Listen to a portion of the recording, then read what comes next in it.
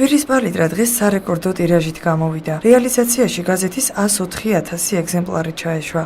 ტირაჟის ზრდა ყველაზე მეტად სტამბაში იგრძნობა.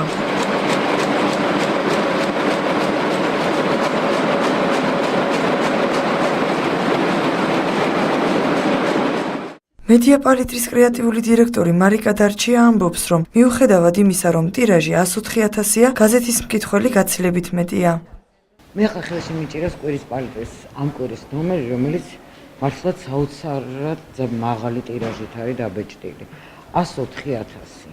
ეს ისეთი დიდი რიცხვია, რომ მართლაც მე მაგალითად აღფრთოვანებას ვერ მალავ. ერთ ყოველკვირეულ გაზეთს საშუალოდ კითხულობს 4 ადამიანი, ზოგჯერ მეტიც კი.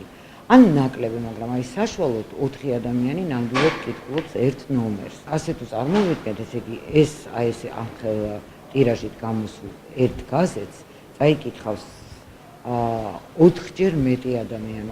ანუ ეს ტირაჟი პრაქტიკულად 4-ჯერ უფრო მეტად უნდა წარმოვიდგინოთ. კიდევ ამას ემატებად არ შემიძლია არ გაუსვა ხაზი კვირის პალიტრის ვებგვერდს, რომელიც ძალიან პოპულარულია. ყველაფერი 1995 წელს ყოველკვირეული დამოუკიდებელი გაზეთის კვირის პალიტრის გამოცემით დაიწყო და დასაწყისში გაზეთი 3,000-იანი ტირაჟით გამოდიოდა. დროთა განმავლობაში გაზეთი საქართველოს ყველაზე მაღალტირაჟიან გამოცემად იქცა. რამდენიმე პირობა აქვს ამას, რომ წიგნებმა, რომელიც მას ერთვის, ეს ისტორიის ტომეულები, რომლებიც დაერთო, ეხლა მეორე ტომი იყო, მაგრამ მაინც ამას რა თქმა უნდა კომპლექსურად განვიხილავთ ყველაფერს.